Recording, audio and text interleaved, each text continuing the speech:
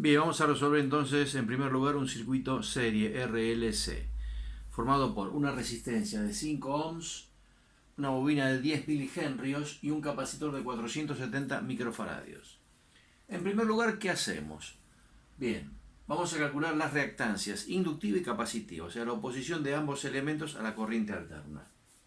El módulo de la reactancia inductiva es 2pi frecuencia L, o sea, omega por L. Omega vale 314 radianes por segundo, multiplicado por L, que es 10 milihenrios. 10 milihenrios es 10 por 10 a la menos 3 henrio.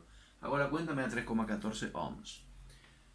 Al mismo tiempo, la reactancia capacitiva es 1 sobre 2pi frecuencia C, o bien 1 sobre omega C. Reemplazando valores, me da 6,78 ohms. En ambos casos, fíjense que lo que calculé fue el módulo de la reactancia. Pero cada una de ellas, capacitiva e inductiva, producen un desfasaje entre la tensión y la corriente. Lo vimos al principio cuando estudiamos el circuito RL y RC con la respuesta ante el escalón.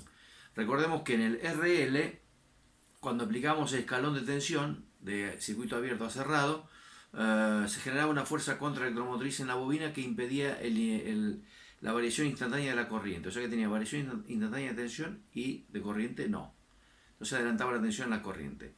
En el caso del capacitor, al revés. Cuando cierro el circuito aparece un pico de corriente que empieza a cargar al capacitor. Entonces, tenemos que tener presente lo siguiente. Cuando hay una variación de la energía en la bobina o en el capacitor, se produce un desfasaje. Acá vamos a tener variación porque es corriente alterna. Hay un desfasaje. En el caso de la bobina, aparece primero la tensión, en el capacitor primero la corriente. Eso origina, o se materializa, mejor dicho, matemáticamente, con el ángulo 90, menos 90 y más 90. En el caso de la bobina es más 90.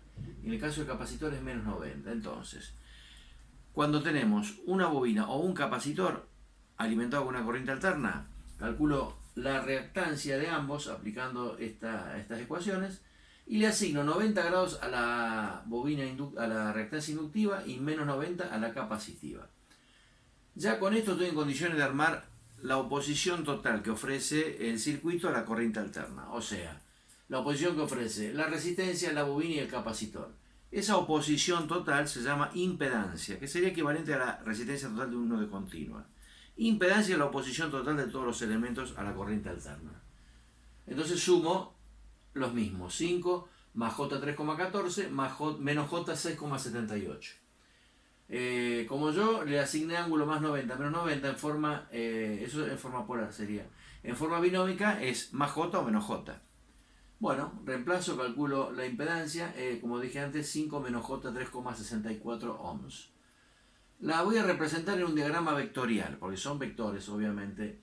Acá coloco en la parte real la resistencia y en la parte imaginaria hago la resta de la bobina de la reactancia inductiva y capacitiva. Haciendo esa recta me da 3,64. Compongo vectorialmente, tengo la impedancia que la colocamos acá, que es la Z, la impedancia Z, o Z total. Bien, esta Z la puedo obtener como es la diagonal de ese paralelogramo, como la raíz cuadrada de 5 al cuadrado más 3,64 al cuadrado. Aplico Pitágoras, me da 6,19. Y el ángulo phi lo obtengo como el artangente de la parte imaginaria sobre la real, menos 36 grados. Ahora bien, si yo quiero reducir el trabajo y hacerlo más eficiente, utilizo directamente esta relación de teclas que tengo en todas las calculadoras científicas.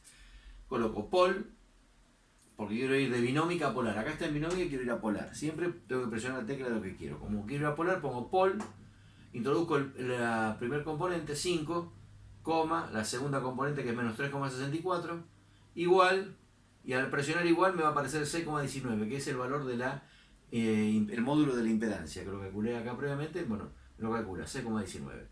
Y RCL tan me da el ángulo. O sea, con esto es más rápido que trabajarlo de esta forma. Y es algo más sistemático y nos va a permitir a nosotros no introducirle inconvenientes matemáticos a esta cuestión eléctrica. En el próximo video vemos el cálculo de las corrientes, las tensiones, la segunda ley de Kirchhoff y el diagrama fasorial, que es un diagrama muy importante que vamos a ver de aquí en adelante.